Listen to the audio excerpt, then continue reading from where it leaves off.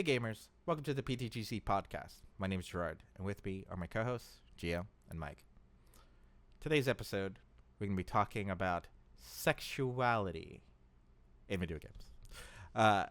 We have seen, again, time and time, the amount of video games that have been criticized for their either main characters or their portrayal of women for being over sexualized. And as gamers, I do think some of us still are uncomfortable with playing games that have that aspect. So let's start off with what I mean by sexuality in games. Because when I say that, people go like, oh, this just like hot people and sexy people. Like, no. Sexuality in games are specifically like very prominent features that either should not exist or are emphasized with attire. So like women with double D boobs and wearing a bikini. Or men who clearly have a 50 pack, just like that's all you see on their body is muscles and glutes. Mm-hmm. So that's the like the defining thing we're going for. Things that are like a lot less. We're talking about just like like a man who's in a tank top. That's not over sexualizing a man. And then women that are just like in clothing, but like they're in their pajamas or anything like that. That's not over sexualized if they are just like not in fan service mode, which is what I call like weird positions for cameras. So my question, and we'll start with Gio in this case. What games do you remember being very sexualized, or the sexuality was there and it was a very noticeable feature? We talked about this before off camera, but I'd say games like Dead or Alive, Soul Calibur. Just that's a couple that come straight to mind. I'm trying to think. I mean, even you could say some of the I don't want to say Final Fantasy because I've never really noticed it with that, but there's other RPGs where I've noticed like they made the woman very, very curvy, very like standoutish. They proportioned them a little differently. You know what I mean? So to be more eye candy, more eye appeal. So and Tomb Raider. Tomb Raider was Lara Croft is probably the original. I was gonna wait for Mike to say it Female. because I know Mike was gonna say it. Yeah,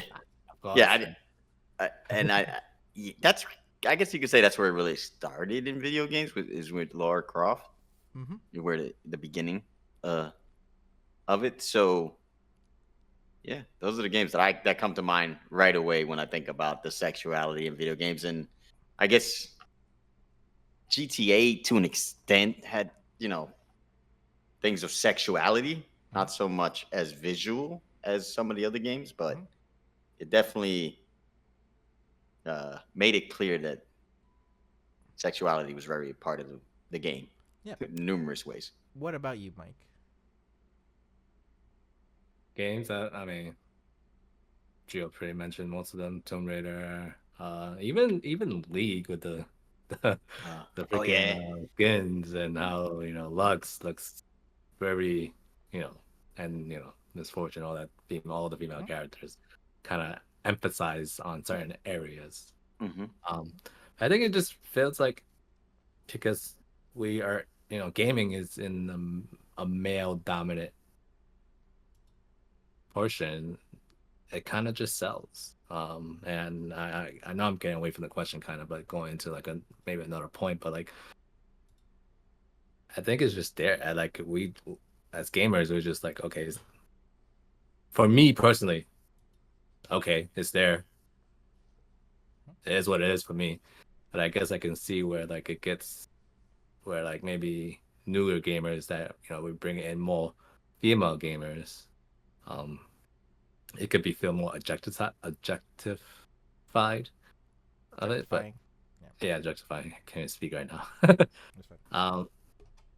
And maybe it's getting too much, but I think we're so used to it, and that we're just like it's there, and we understand that it's probably just a selling point for developers and marketers to market the game because it's like I said, it was originally a male dominant really and it's still kind of is a more dominant dominant industry. industry, but like Yeah. there's gaining more female gamers. So, but And yeah. I do see that as like, oh, developers are mostly male and they push that along, but like, and this is I'm bringing a kind of like Japanese culture or Japanese American culture into this conversation. It was just like there are classifications for women who people like want to be married to called waifus, and then the opposite is men that uh, people want to be married to, that is husbandos. And those two things exist outside of video games, right?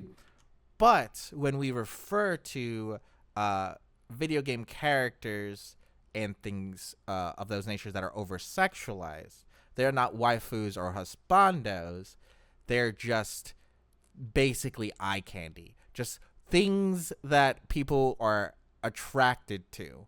And I know like devs would either put it in as a way to give either fan service or to drag males into them. But like we also forget that sexuality exists on a spectrum.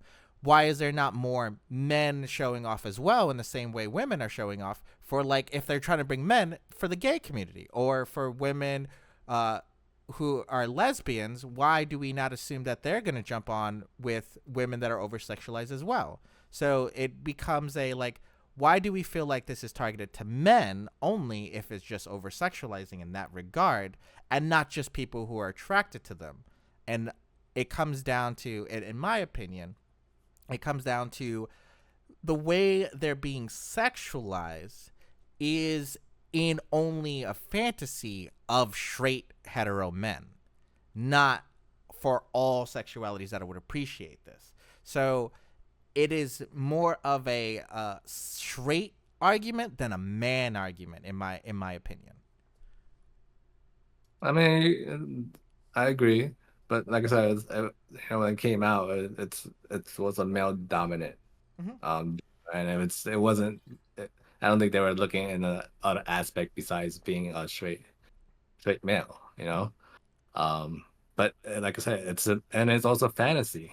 So like some of these female characters, it feels, their figure is like really kind of rare, out of reach to a normal person. So that's probably why they like just emphasize it and just make it eye candy to the regular Joe. Because like I said, games are fantasy. It's we're playing it, we're living through it. So I think that's just how it is at the moment. But I mean, like I said, times are changing. There's more female gamers. There's more different different type of likes. So at this current motion, like maybe, I mean, for me, it's just it. For me, it's just it. It really is. It is what it is. They want to bring out things like this, then that's really on them. It's on us on if we want to support it or not. Honestly, I think one of the things going for me, like an issue with, is being desensitized, because we grew up in the gaming world. We've seen it evolved. I don't really notice it as much. Obviously, I know the figures of the women's are, proportioned the way they are and made to be eye candy. So for me, it's a little different. I know for, like, we were talking about newer gamers coming to the gaming world, they might notice it, like, like, oh wow, this is how they make all the women look, or this is how they, subject women in these games. So, and I get that, and in a sense, it could be, I hate to say it this way, but it can be almost like body shaming women too, with natural bodies, because some of these bodies are just not realistic in proportion. You know what I mean? to So the extreme. yeah, exactly. And it's like, yes, there's some really curvy women out there naturally, but that is not to that extent. And it's not like that. And even women with those bodies, they don't need to dress like that for attention. So I get the sexuality in games because it's a male driven industry. I feel like some of it needs to be toned down personally, and some of it just doesn't need to be in a game. For instance, like, God of War had that scene where where Kratos is having sex with that. I don't remember what it was exactly, that woman, but those women. You remember that scene? I do remember the scene you're referring to. I believe it was Aphrodite's. That she was pretending to be someone, and then Kratos was charmed, has a sex scene. If you afterwards is a fight with Aphrodite's. Yeah. So, but like for me, like I could understand why it's in it, Greek mythology and stuff like that, and it's an element of the game that we haven't seen in the game. But did it add anything really to the game? No, not really. It's not something that if they didn't put in the game, I would have been like, man, they really should have put this in the game. Like, I want to screw Aphrodite in the game. Like, that's never would have came to my mind. You know what I mean? It came to your mind, but I think maybe it just plays with the story. Really. Okay. That's why I said I understand Greek mythology could be a little graphic and sexual too. Oh, the joke is Zeus fucks everything. That's the joke. Yeah, no, yeah, I know. No, I get it. Yeah. So I get it, but at the same time, it's like we don't really need that in games. Even in GTA, it's kind of funny, okay, but at the same time, do you really need it? Does it really add anything to the game? I mean, you could say that to a lot of things, though. No, I don't disagree, but I feel like I don't play video games for sexual pleasure in any form. Yeah, I was going to say that I agree. I think if you're going to have sex that is not, and the game's main focus is not sex. I want you to know there are games that are porn focused. That's fine to have sex in. That makes sense to me. But if you have a game that is not focused on pornographic or anything like that, if a sex is to happen, it has to have a reason. It needs to have, and doesn't even need to have a gameplay reason. It could have a story reason, but it needs to be on point story-wise. It needs to make sense. Like the Aphrodite's one, you're right. It didn't have to happen. We could have been trying to be charmed and instead not be charmed. But there are things where, like, sex does matter. Like a scene in a dating sense is like, oh, trustworthy. Or when you have like a sex scene, I'm trying to remember a good example off the top of my head, but like a sex scene where this is showing either a change in emotion or change of relationship, or this is probably a plot point or like a consideration that this is a conflict that the person or one of the two people are having, and both of them are having, where this sex is very important in this story because it's either a progress or an obstacle in that story. If it doesn't offer either of those things, then it's not relevant and shouldn't be included. I see Mike's face crunching. I know. I was waiting for Mike to say something. Like, yeah, I was like, Mike, what do you like to say? You want to say something, but you don't know what to say. Like, yeah, I get it. It has to make sense to have one. Mm-hmm. But there are some times where there may be a reason that we may not know of, or like this. And, I don't know. I just okay. If I don't know the reason, then it's why no is it point to the game. Yeah. Exactly. But if I don't know the reason, character development in a different view, Okay, but then there'll be a payoff later. Yeah.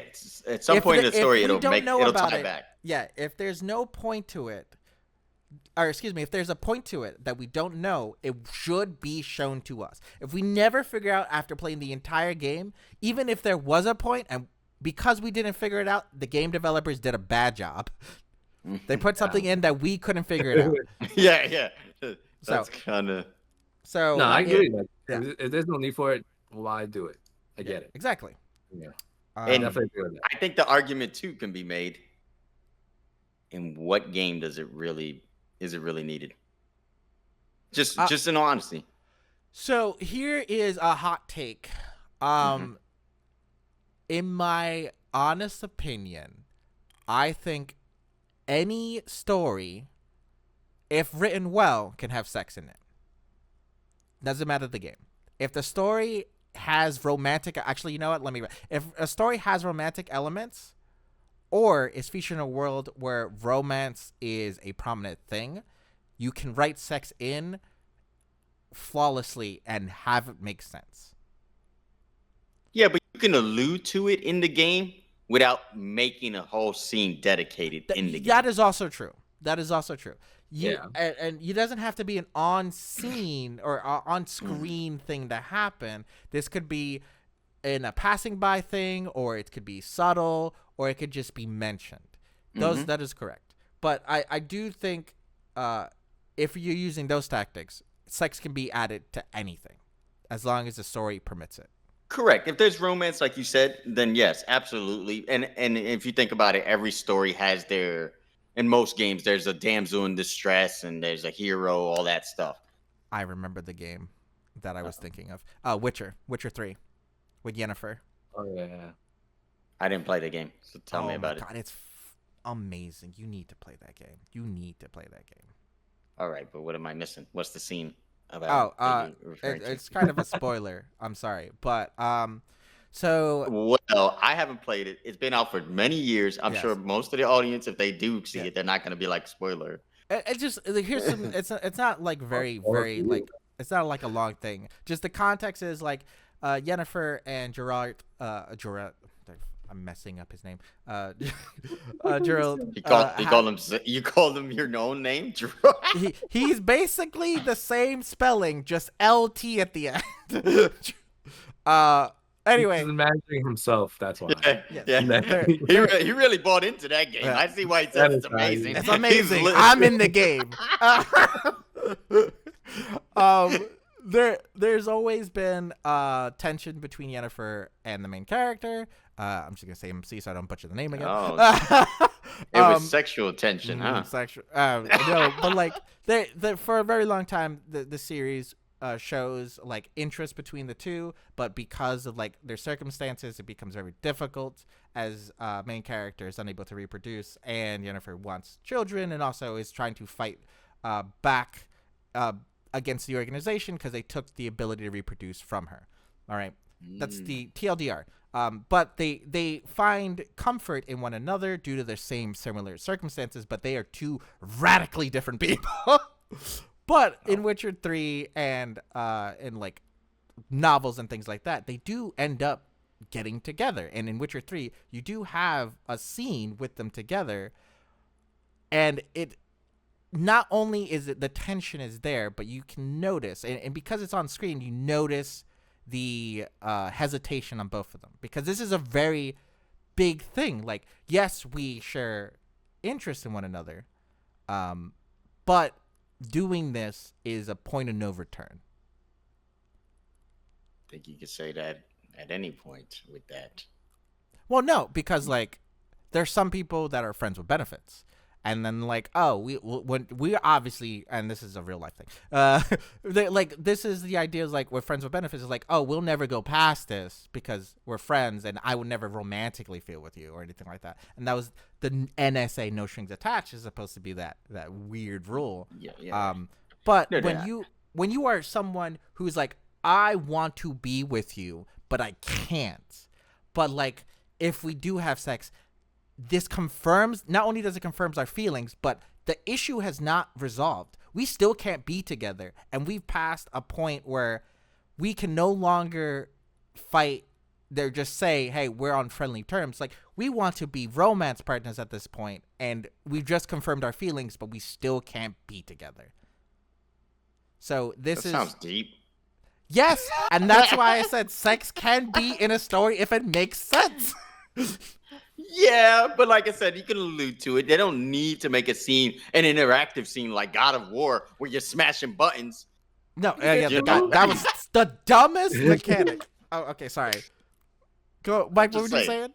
I say that about movies too, like games. Oh yeah, movies has the same problem where they add sex, but the problem is with movies, it's harder to be subtle because unless like you know the character well enough, like in a series, like if it's like a trilogy or something, it's hard to in 1 hour and 30 minutes understand someone completely.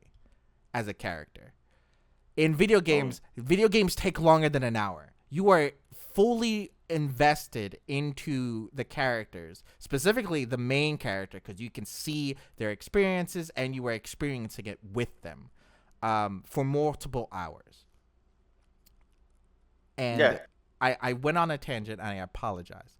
But what I'm trying to say is their sex in scenes are important, and they can be, as long as they are appropriate. And if you're going to show them on screen, there has to be on the screen as well, not just smashing buttons, on the screen, some reason for it to be there. And it's when you see the hesitation when it happens, you understand why they're showing you this.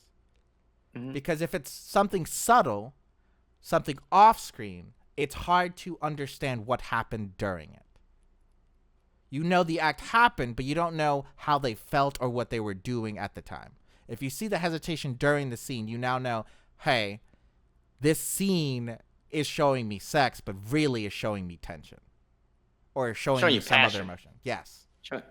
Yeah, and that's fine. And I agree with you. Like, technically, in any story that has, some kind of romance tied to it, you can do that. And that's fine. But, you can't tell me that Nintendo is ever going to have something with Mario and Peach. It's just never going to happen. I'll to see it. No, I'm just kidding. Oh, that's what I'm saying. Like, I get it, but I never really needed that to know why Mario's trying to save her. Okay. I mean, have you looked at the image or seen that cursed image of Zelda and I know it's Zelda, but like the parody is Mario and Peach and Zelda and Link. Seeing the Zelda image of her in Super Smash Bros. And they're like, people zoomed in and see that she has a thick ass, and I'm just like, how is this rendered underneath? And it never made sense to me. And I was like, why is Nintendo adding shadows underneath her dress? Never made sense. I said what I said. My thought, the reason why I brought that up is because like even Nintendo, which I think they've made all their games mostly E, at most probably teen, still have sexuality, and sexuality in movies as well. A good example, Pixar. People constantly mention, why does Pixar make all the women have fat booties? Incredibles, Elastic Girl is like, why does she need to be that thick? Well, that's the sexualization. That's exactly. The creating these bodies that are, fantasy in a sense, and at times, I mean, I'm not saying some women don't have realistic bodies like that, because they do, but it's just far and few between, and it's like I said, that can be kind of body shaming at the same time, and having women, question their body, look at their body, stuff like that. Stuff like that just doesn't need it. I think they could tone it down. Is all I'm saying. They could tone it down. They can. No sex scene in a game is gonna make me go, man. Yeah, this game needed a sex scene. There's no game that's gonna. Yeah. I don't know. Is it a dating sim? Is it? No, I never played The Sims. That's different. I don't know what they get into. Never woohooed somebody under the sheets. I know that's a role playing type environment, and those games are get a little crazy too. So, to each their own. I don't play that kind of game. I have a question for both of you, and this is, if you are uncomfortable with answering, let me know. I want to ask, what sexualized character do you enjoy or like looking at? AKA, do you have a favorite person who looked hot as hell in video games? I know this is probably unnecessary to say, but man or woman, could be either, or you could pick both. I don't care. I don't think I've had one. Maybe definitely not current. I don't really look or care for it per se. Not even in the past. at all? The only probably it really be Tomb Raider, to be honest. Y'all are not gamers, I swear. Yeah. He had not a single waifu or husband. I was gonna say, Like I've seen, but like it's just it was. who was that one in Soul Calibur? Ivy, right? The one with the and she's and she got the just, whip, and she got yeah. over sexualized. I want this to be known. Over sexualized. 100%. Yeah, that one. 1,000%. Now we see why this is a male-driven Body shaming. That she does not deserve those proportions. Those are unrealistic proportions. And they say, and the funny thing is I don't know if it's a dev or a post from one of the publishers, but they said Ivy's boobs have gotten bigger every game, to a point where the jiggle physics of her boobs were crashing the game. So they had to rework the jiggle physics. That's terrible. I think it was Soul Calibur 6 that it happened. You know, there was another one too. Yeah. That was more like subtle, but was Tiff from Final Fantasy VII. Like in the cutscenes. Tifa? Tifa? Tifa, yeah, Tifa. I said Tiff. I was like, Tiff, who the fuck is Tiff? Tifa, yes, you're right. Sorry. Tifa. My bad. Yeah, I can see that, and especially like with Rebirth and everything like that. There is like this. Oh, is she being over sexualized? Because I was like, no, she was dressed that way in Final Fantasy VII originally. If anything, she was sexualized before, and they're just continuing the same thing. Correct. So that's another thing. And I always thought Cloud would be like with her, but I mean, no spoilers for Rebirth or for anybody who hasn't played the newest Final Fantasy VII, because it came out this year, I believe. Now, well, if you play the original, you know the story. Yeah. Well, anyway, what I would add to all of this, I know this is probably the last thing I'll say, is sexuality in games is very abundant, and some games don't deserve it, but some games need it. And I don't think the issue that mainstream and media has to it pertains just to the video game community. It's more of an entertainment media thing. And just like all others, it should come with a grain of salt. AKA, you don't need to over-sexualize your games. But a little sexuality isn't bad at all. So don't fry away. Don't lean away from it if you're making a video game. Does anyone have any closing statements they would like to add? I would just say, you know, it's something you see in every industry, music, movies, anything you look at, there's sexualization, and you know, it's unfortunate because it's usually more leaning heavily towards women being sexualized. So I get it. People having the issue with it. So, and for me as a gamer, I don't play games for that, so it doesn't bother me if it's in it or not. You hear that, gamers? Gio said it's only a problem because it's over-sexualized women. If you over-sexualize the men, no problem. There we go. No problem. Over-sexualize everyone. Fuck it. I want the ladies treated like Magic Mike, ladies. You go ahead and you throw your ones. All right. I will have a closing statement, and then we're going to close off. I wanted to I want to ask a question to the gamers. Do you pick a female or male character because of their body or the way the outfits look? This is a big gamer question that people ask. Like, do you start off as a female or do you start off as a male? There are a lot of men that go like, I'm going to do as a man because I can't be a woman, or like the misogyny. And then there are people that are like, I'm going to pick a woman because if I'm going to stare at an ass all day, I want it to be a woman. Those are the two sides of the argument. Leave a comment down below on which side of the argument you're in. With that being said, we'll see you guys next time. Thanks for watching. Peace. Later. Thank you for watching this episode of the Part-Time Gamers Podcast. Be sure to like the video and subscribe to our channel for more content like this. And follow us on our other social platforms on TikTok, Instagram, and Discord. Links for those will be provided in the description. Thank you again. We will see you on the next episode of the podcast. And make sure you make some time for video games. Peace.